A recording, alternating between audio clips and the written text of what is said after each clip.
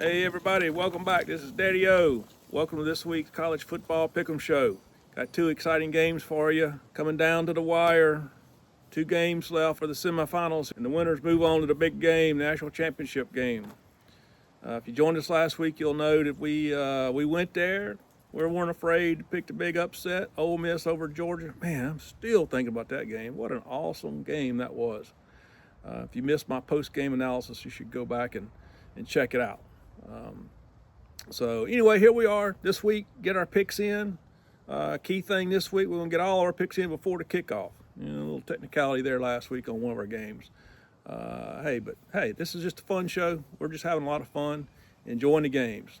So here we go. Game number one, number 6 seed Ole Miss versus number 10 seed University of Miami. Coming to you from the Fiesta Bowl out in Glendale, Arizona, which is really Phoenix. I had to look it up. I thought I knew, but I wanted to be sure. So here we go. Game number one. Both teams coming off exciting football games. Rock 'em, sock 'em, leave it all on the field games. Just joy to watch. Great presentation of football. I expect the same game this week between these two teams. World-class athletes all over the field on both sides of the ball. Man, both teams play fast. University of Miami seems like they always get those fast athletes. I mean, even going back to the heyday in the late 80s or whatever, Schnellenberger and Jimmy Johnson, and I mean the list goes on, right? We won't get into that. We're focused on today's group of kids, but man, they are just absolutely world-class athletes. Same can be said for Ole Miss. Just world-class athletes all over the field, leave it on the field, and that brings us those kids at Ole Miss. What a chaotic situation they find themselves in at no fault of their own. Players have been dealt just an awful situation from the leaders of college football, and that goes from the NCAA to head coaching, the calendars of signing dates being used as an excuse for for head coaches to leave and players to move around and all. No, NCAA, I hold you responsible for it. But these kids at Ole Miss are rising above it and playing for themselves as they should, rising all above the chaos. Credit to real coach Pete Golding, for navigating this chaos. But these players are absolutely playing for themselves as they should be. And teammate Corey Adams, super sad situation occurred earlier in the year. Go look that up if you're not familiar with it. Ole Miss is locked in, playing well. That offense is cranking. Defense coming up with big plays when they need to. And that's what's going to be required against this Miami team, because there's some playmakers on that University of Miami team, and they have the pedigree of the championship. Maybe it's been a while, but it's still there. You can tell. Here's to a fair and square game. No more referees kind of, falling asleep at the whistle there a little bit like last week. We want a fair and square game between both squads. So here we go. I feel like the keys to this game is Ole Miss scoring early. This is not rocket science. Ole Miss scoring early and then wearing down Miami, really, and then winning it all in the fourth. It's kind of how I think it's going to go. However, I hope Ole Miss scores early and often and runs away. That don't really fit with my narrative for another instant classic, does it? It has the makings of a real slugfest between two awesome teams playing at their top right now. But Daddio is going with Ole Miss in another upset, with Ole Miss moving on to the national championship game. You heard it here first. In the Peach Bowl in Atlanta, both these teams coming off what I characterize as kind of boring football last week. I mean, at this time of the year, you want to see players flying all over the place, and I just didn't see that from either team last week.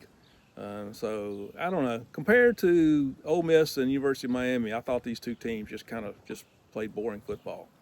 Who knows what they do this week? I mean, they're both deserving to be here. I mean, we've joked about Indiana playing meaningful football in January. It just seems odd, and it does.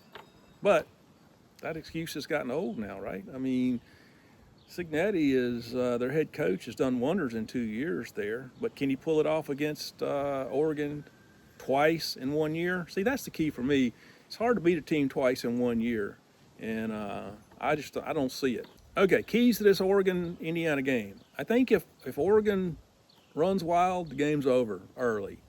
If Indiana can score and keep Oregon from scoring in the red zone. I think it's going to be probably a close game. But I just believe that it's hard to beat two teams in a row. Oregon has that recent high-level success, if you will, on the national stage, and got a really good defense. And I think they show up, and I think Oregon wins it. So there you have it, Daddio's picks. 2 underdogs. Ole Miss, Oregon moving on to the national championship game. You heard it here first. Sit back, enjoy the game. Should be a great display of football. I mean, playoff football at the college level, it just doesn't get any better than that. I mean, it's even better than the pros. The pros are, it's a different story all in itself. But, college football, playoff football, just rock 'em, sock 'em. Just give it to those kids for putting on this just awesome display of football. Enjoy it. Hey, there you go. Daddio's take. Here we go. Going out on a limb again. A long limb, if you will, to picking 2 underdogs, Ole Miss and Oregon, to move on to the national championship game. Sit back, enjoy it. Leave your comments below. I'd love to hear from you. Don't get into much X's and O's on this channel because a million other people are doing that. This is just family friendly. Keep it fun. Be goofy if you have to. Enjoy the games. Leave your comments below.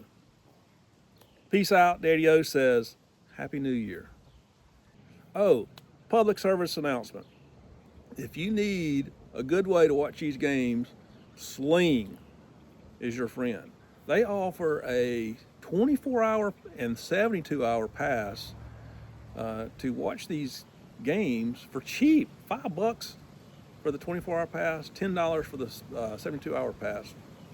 So just a little PSA, public service announcement for the football fan out there that may not have ESPN to go and, expensive cable channels and all that. Sling is your friend, man. I tell you what, I used it last week. I thought it was great. And what's cool about it is you can use it on your phone or your TV. Stream it through Fire Stick or whatever your preferred stick of streaming stick might be. So anyway, there you go. That's it. Daddio's out. Bye.